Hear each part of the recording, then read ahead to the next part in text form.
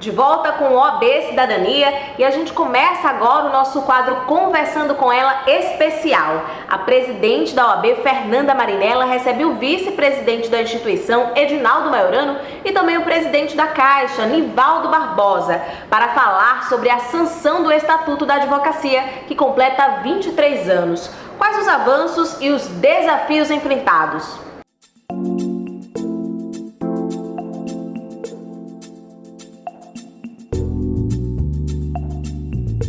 Bom, o nosso Conversando com Ela de hoje, do OAB Cidadania, vai falar um pouquinho sobre a importância da Ordem dos Advogados do Brasil e especialmente do Estatuto da OAB, a Lei 8.906, que comemora no último 4 de julho 23 anos. Quais os avanços? O que nós já conquistamos e o que precisa ser conquistado ainda?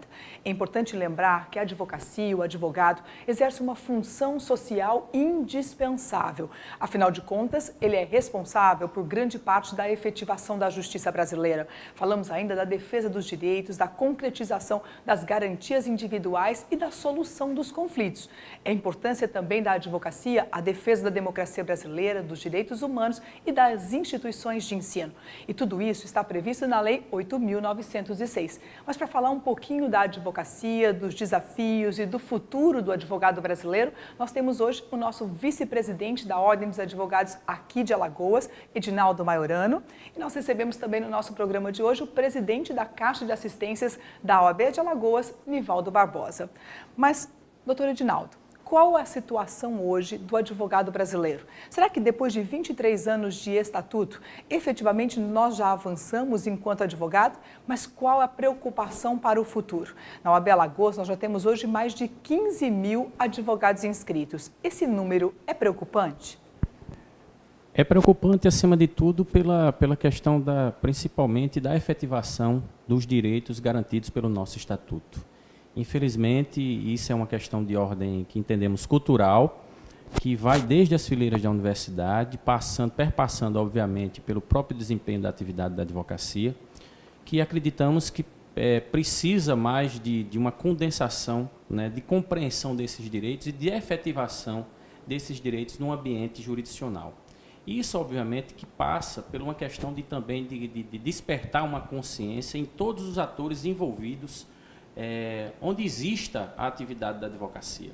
Nós não podemos ignorar que o próprio estatuto diz, né? O advogado é indispensável, o advogado é inviolável, ele exerce sua função social e ele tem independência. Será que todas essas garantias que o estatuto estabelece, elas acontecem no dia a dia, numa audiência, na relação institucional com os demais órgãos? Isso é respeitado? Infelizmente, essa bandeira, ela tem que ser uma bandeira constante de defesa desses interesses. A advocacia, a sociedade tem que cada vez mais tornar isso uma bandeira constante de lutas para que esses direitos efetivamente se realizem de forma mais perene no ambiente social. A gente sempre tem dito, não só por meio por conta das nossas atuações institucionais, né, que a bandeira de luta da prerrogativa é uma bandeira de luta intransigível, né, assim como também os demais direitos e garantias previstos no nosso estatuto. Então, defender essa bandeira das nossas prerrogativas profissionais e dos direitos garantidos pelo Estatuto é defender a cidadania brasileira, é defender o Estado democrático de direito que tem na figura do advogado esse porta-voz desses direitos e garantias fundamentais do cidadão. E não há dúvida que a Ordem dos Advogados do Brasil, ela tem não só uma natureza jurídica especial, mas ela tem um papel importante no próprio texto constitucional. A observar, por exemplo, a exigência que a OAB tem que participar do concurso da magistratura, é obrigatória a presença da OAB, a legitimidade que tem a OAB para ajuizamento das ações de inconstitucionalidade. Então, a OAB tem um papel importante na defesa da Constituição brasileira. Mas será que nessa defesa da Constituição, como funciona hoje o processo eletrônico? Será que a Constituição está sendo respeitada? Eu digo em termos de acessibilidade, por exemplo, para os brasileiros. Isso acontece em termos de evolução do direito brasileiro? Eu acho que a gente precisa marchar junto com as instituições para a garantia. Eu acho que quando foi criado esses mecanismos de evolução que são importantes para a atuação e para a consagração do princípio do livre acesso ao judiciário previsto na Constituição da República, existe uma certa, e ainda existe uma certa preocupação da sociedade, de que forma isso vai se dar na efetivação e na garantia plena do exercício não só do cidadão, mas também do advogado a esse canal, né, de evolução tecnológica e também do desenvolvimento das atividades jurisdicionais. Então, eu acho que nós, como representantes institucionais, temos que estar a todo momento realizando uma conduta efetivamente propositiva para que esses mecanismos que são importantes para a realização da justiça, eles constantemente sejam aperfeiçoados. Porque existem, por exemplo, mecanismos que são garantidos pela lei, que infelizmente a própria estrutura, os mecanismos do Poder Judiciário não são garantias. Como, por exemplo, algumas salas, né, que está previsto na lei do processo eletrônico, a garantia, por exemplo, de que todo o mecanismo de aparelhamento das salas no âmbito do Poder Judiciário seja garantida, para que o advogado e o cidadão tenha essa possibilidade de amplo e restrito acesso a esses mecanismos de informatização. Que são os terminais, né? A própria Justiça deveria dar à sociedade e aos advogados os terminais de acesso ao processo eletrônico. Mas e para aquele que tem uma deficiência visual? O processo eletrônico, ele atende, doutor Maiorano? Há uma falha com relação a essa acessibilidade para o advogado mais experiente, o advogado idoso? Há uma dificuldade nesse aperfeiçoamento para que ele possa efetivamente exercer sua advocacia no processo eletrônico?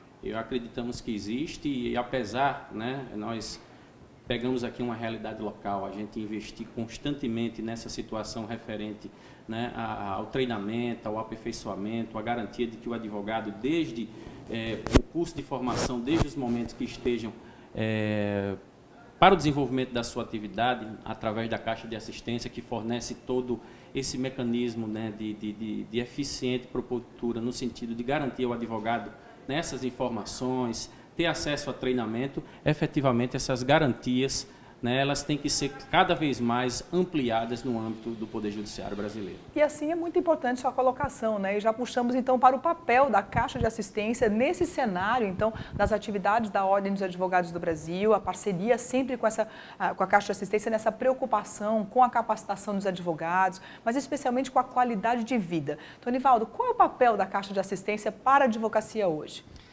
Então, Fernanda, a Caixa de Assistência, quando concebida na década de 30 do século passado, o propósito inicial era exatamente o cuidado com o zelo da saúde e da previdência daqueles advogados que estavam em estado de grande vulnerabilidade, né?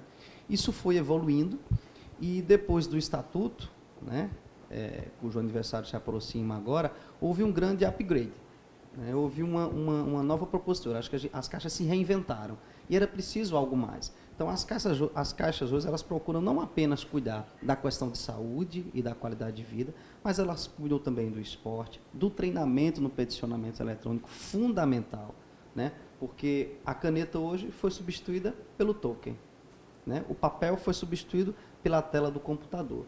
E boa parte dos advogados ainda não sabem lidar com isso. As deficiências são enormes. Houve um assodamento, sim, né, do sistema, do judiciário, que tentou dar um passo maior do que podia, e agora que nós estamos percebendo que está sendo consertado, mas isso ainda vai levar algum tempo.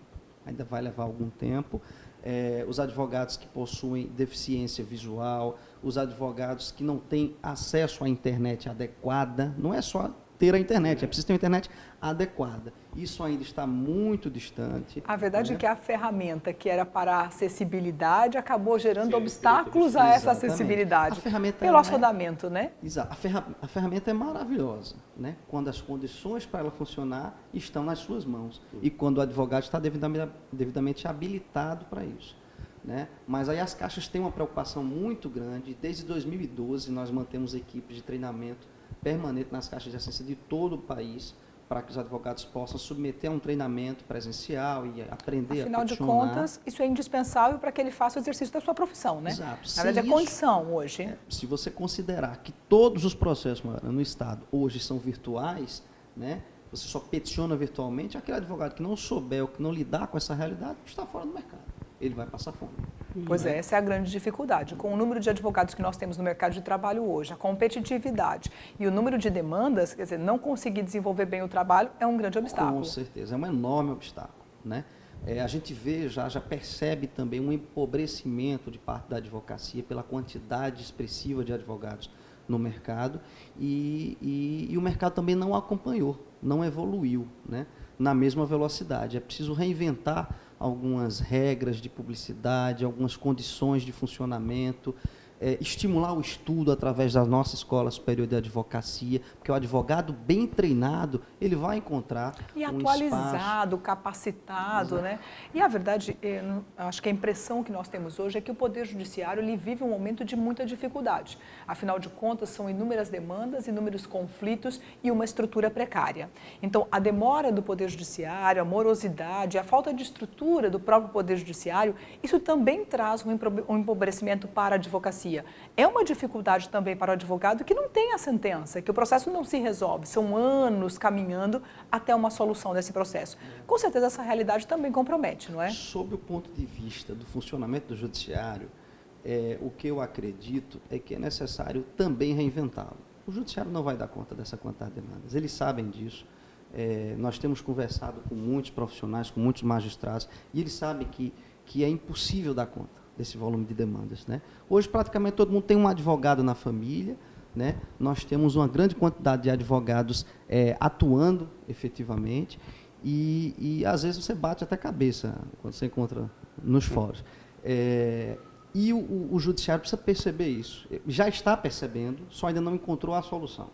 Eu acredito que é fundamental descentralizar a solução dos conflitos. O judiciário não dá conta de todo tipo de solução de conflito. Você imaginar, por exemplo, que o cara quebrou um telefone celular, ele vai precisar demandar no judiciário, né, Mara? Não, e ele vai entrar na mesma fila daquele sujeito que praticou o homicídio, na mesma fila do sujeito que teve um problema na sua moradia, na sua casa, a fila é a mesma. E eu acho que o diálogo interinstitucional, que vem sendo já construído através da OAB, com o Judiciário, até com o Ministério Público, com a própria Defensoria Pública, é fundamental. A gente precisa diagnosticar onde estão os gargalos, né?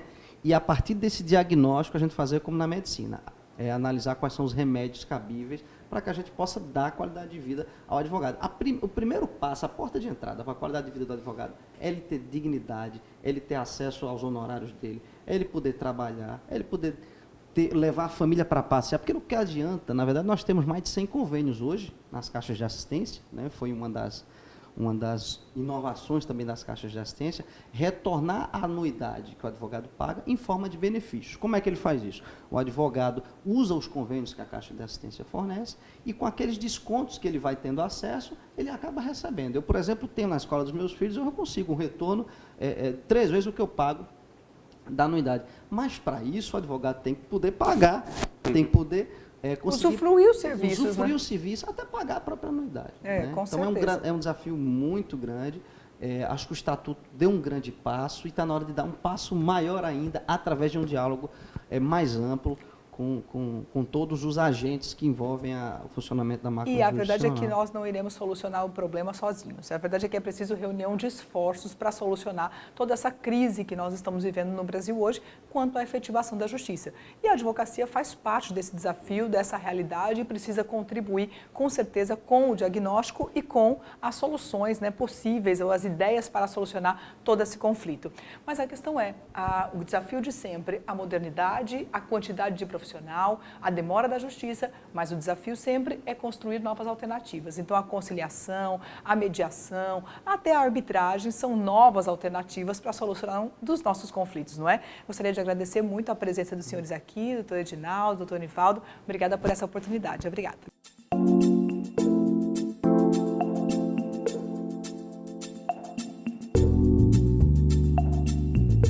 Seguindo o mesmo tema, no programa de hoje você ainda confere a segunda parte do quadro Conversando com Ela, com outros convidados. Agora você confere as oportunidades oferecidas pela Escola Superior de Advocacia. Confira o quadro Agenda ESA.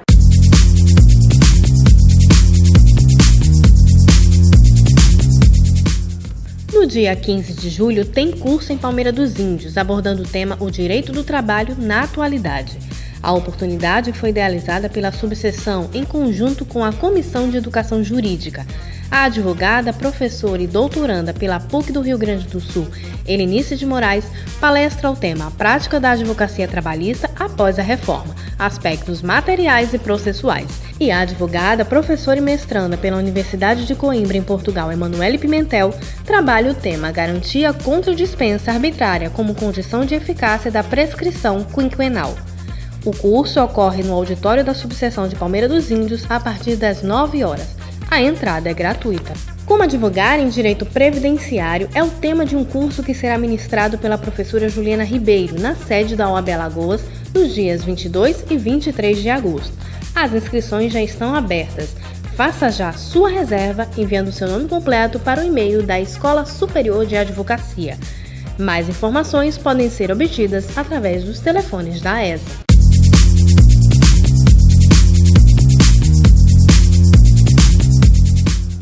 Depois do intervalo, tem a segunda parte do quadro Conversando com ela. A presidente da OAB, Fernanda Marinella, recebe o presidente do Tribunal de Ética e Disciplina, Telmo Calheiros, e o diretor de prerrogativas, Silvio Arruda. Você não pode perder. Voltamos já.